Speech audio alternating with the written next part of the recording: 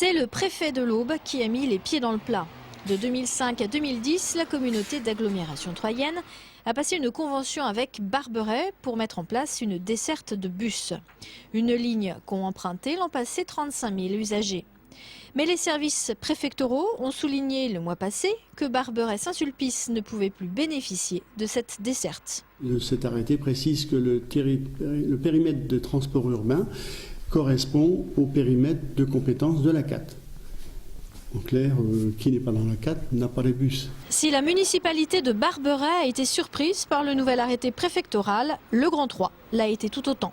En 2010, les services de l'État nous ont fait savoir qu'il y avait une modification de l'interprétation des textes et à l'occasion de l'entrée d'une nouvelle commune dans le périmètre des transports urbains, il s'agissait de Saint-Germain, les services de l'État ont retiré la commune de Barberet de ce périmètre des transports urbains. Aujourd'hui, le Grand 3 a trouvé une solution provisoire de 6 à 12 mois maximum. Nous sommes appuyés sur un arrêté, un autre arrêté, un décret de 1982 qui permet aux autobus de circuler sur une distance maximum de 5 km en dehors d'un périmètre de transport urbain.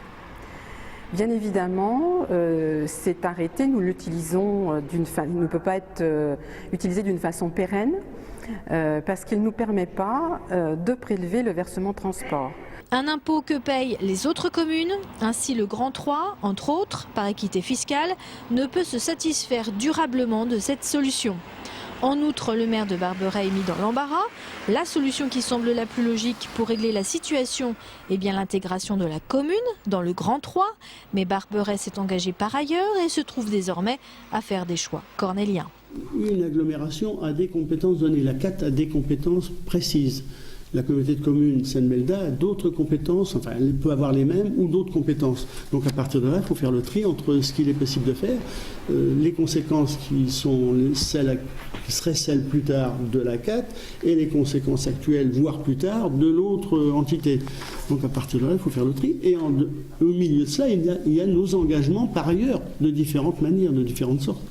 Le caractère rural est encore là et je pense que beaucoup de gens tiennent à le conserver. Le compte à rebours est lancé, il arrivera à échéance dans un an, au pire. En attendant que le maire de Barberet puisse à nouveau rencontrer le président du Grand 3, les usagers pourront continuer d'emprunter les bus de la TCAT.